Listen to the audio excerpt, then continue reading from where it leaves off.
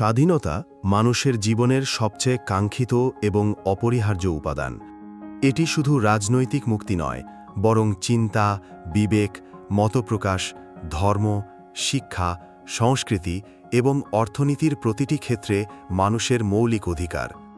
স্বাধীন মানুষ নিজের ইচ্ছা, পরিশ্রম ও যোগ্যতার মাধ্যমে জীবনকে গড়ে তুলতে পারে এবং অন্তরে আত্মমর্যাদার অনুভূতি সৃষ্টি করে। ইতিহাস সাক্ষী, প্রাচীন দাসপ্রথার শৃঙ্খল ভেঙে মানুষ স্বাধীনতার জন্য বিদ্রোহ করেছে। বিশ্বের প্রতিটি মুক্তিযুদ্ধের পেছনে স্বাধীনতার আকাঙ্ক্ষা কাজ করেছে এবং বাংলাদেশের মহান মুক্তিযুদ্ধ এই সত্যকে উজ্জ্বলভাবে প্রমাণ করে। স্বাধীনতা মানুষকে সৃজনশীল, দায়িত্বশীল ও সাহসী করে তোলে। এটি চিন্তার স্বাধীনতা দেয়, যা ছাড়া নতুন আবিষ্কার, নতুন ধারণা বা নতুন সাহিত্য সংস্কৃতি জন্ম নিতে পারে না।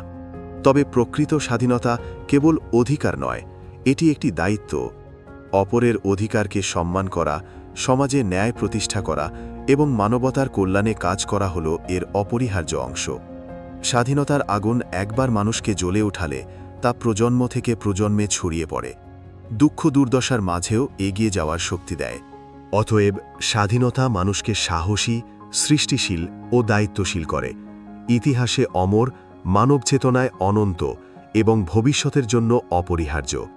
এটি মানুষের চিরন্তন অনুপ্রেরণা, যা ছাড়া জীবনের, সমাজের এবং সভ্যতার পূর্ণতা কখনো সম্ভব নয়।